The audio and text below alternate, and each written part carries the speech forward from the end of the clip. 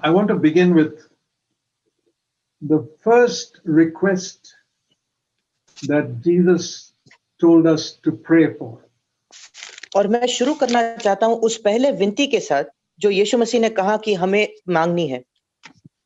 Every Christian knows, and you all know, that prayer is a very important part of the Christian life.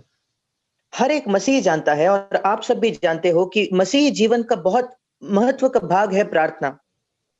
And all religious people talk about prayer. और सारे धर्मी लोग प्रार्थना के विषय में बात करते हैं। Non-Christians, everybody. वो मसीही ना हो फिर भी।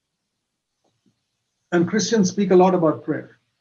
और मसीही लोग प्रार्थना के विषय में बहुत कुछ कहते हैं।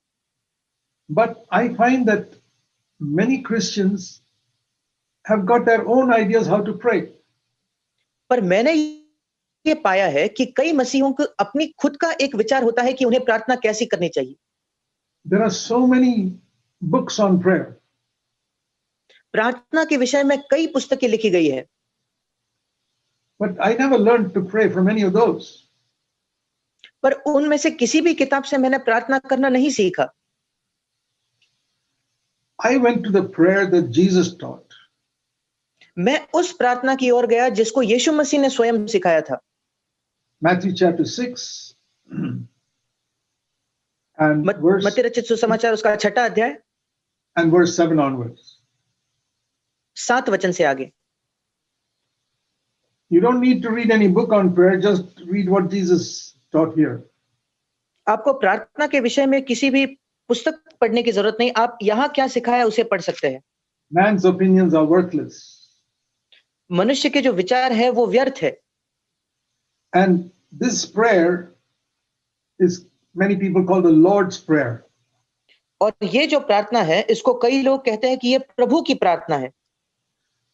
No, the Lord's Prayer is in John 17, which he prayed to the Father. नहीं, प्रभु की जो प्रार्थना है वो यूहन्ना उसके 17 अध्याय में पाई जाती है जो उसने पिता को की। This is the prayer the Lord taught his disciples to pray. ये वो प्रार्थना है जो प्रभु ने अपने शिष्यों को सिखाई कि उन्हें करनी चाहिए। And I've written a whole book explaining this prayer. और मैंने एक पूरी पुस्तक लिखी है इस प्रार्थना को स्पष्ट करते हुए। That's not a book on prayer. It's not my opinion. और वो प्रार्थना के विषय में कोई किताब नहीं है, उसमें मेरे विचार नहीं है। It is just explaining what this prayer is. उसमें बस यही स्पष्ट किया है कि इस प्रार्थना का क्या अर्थ है। That book is called God-centered praying. और उस किताब का नाम है परमेश्वर केंद्रित प्रार्थना। And the whole book is only about this prayer. और वो पूरा पुस्तक जो है वो इसी बारे में है। And one of the things we learn here is, first of all, when you come to God, Jesus said, don't address him as God. और यहाँ एक चीज जो हम सीखते हैं, सबसे पहली चीज ये है, जब हम परमेश्वर के पास आते हैं तो हमें उसको परमेश्वर कह के संबोधित नहीं करना है। Most people, when they pray, oh God or oh Lord. और कई लोग जब वो प्रार्थना करते हैं तो वो कहते हैं हे परमेश्वर या हे प्रभु। For more than 16 years after I was born again, that's how I also used to pray. मेरा नए जन्म होने के 16 साल बाद तक मैं भी ऐसे ही प्रार्थना करता था। I knew in my mind, God is my father, I'm born again. मैं अपने मन में जानता था कि परमेश्वर मेरा पिता है और मेरा नया जन्म हुआ है। But I would say, Lord, I would say, oh God. पर मैं कहता था हे प्रभु, हे परमेश्वर। There's nothing wrong in that. उसमें कोई गलत बात नहीं। He is God, he is Lord, we can call him that. वो परमेश्वर है, वो प्रभु है और हम उसको ऐसा पुकार सकते हैं। But Jesus said, when you pray, don't be like other people. पर यीशु मसीह ने कहा, जब तुम प्रार्थना करते हो तब औरों के समान या अन्य जातियों के समान मत बनो। And that's what he's saying here. The Gentiles pray in a certain way, but you, verse 8, don't be like them.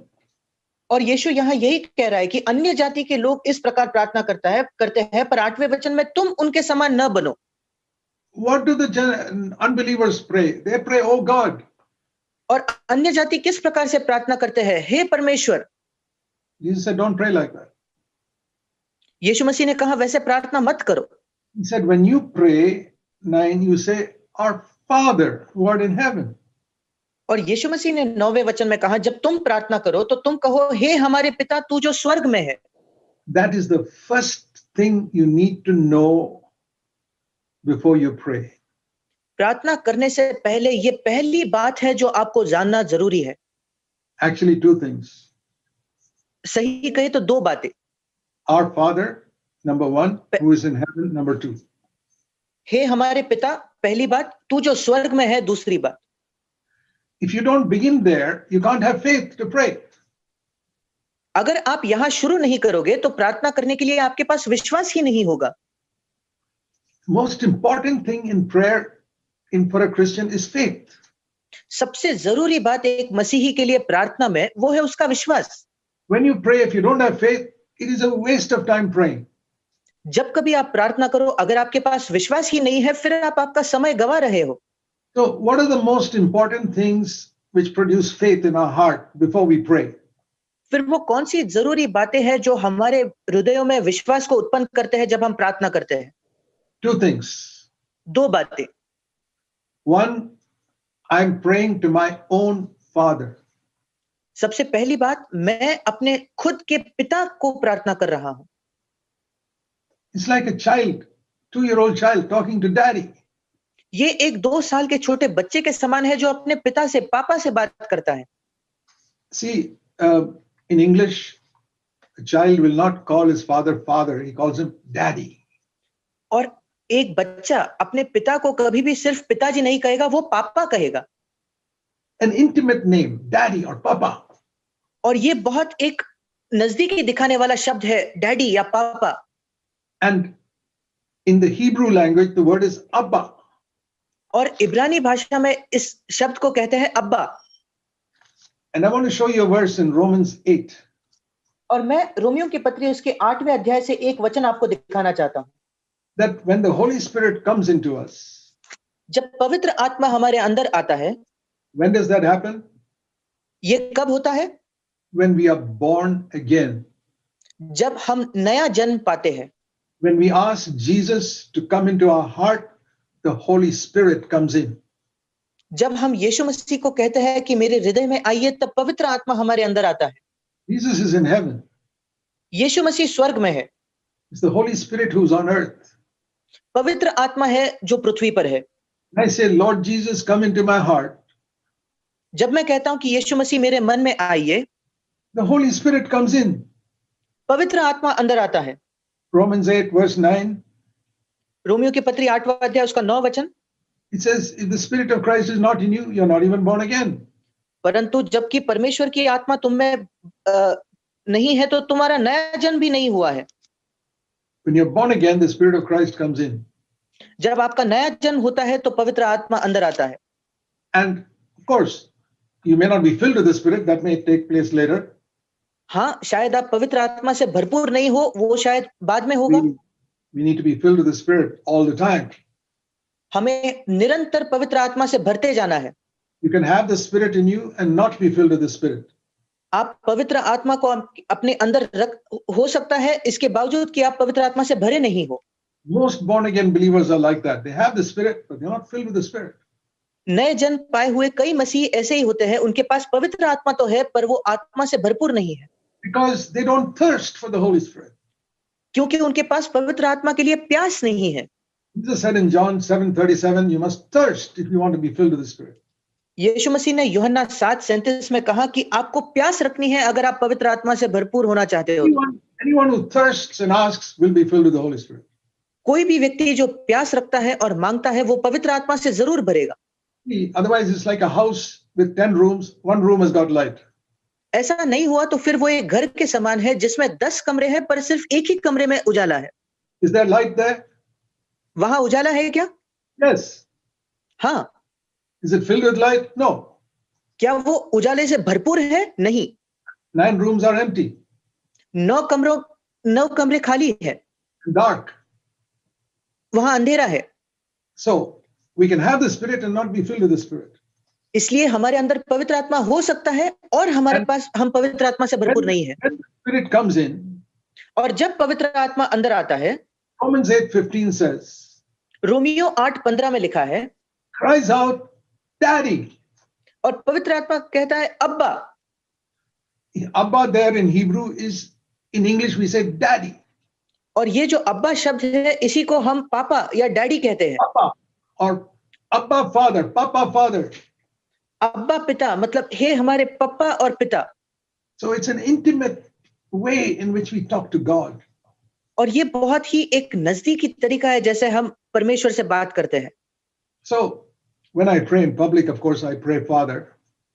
जब मैं लोगों के सामने प्रार्थना करता हूं तब मैं पिता कहता हूं, But when I pray alone पर by जब मैं myself, अकेला होकर प्रार्थना करता हूं, I say Dad, Daddy. मैं That's how I talk to him.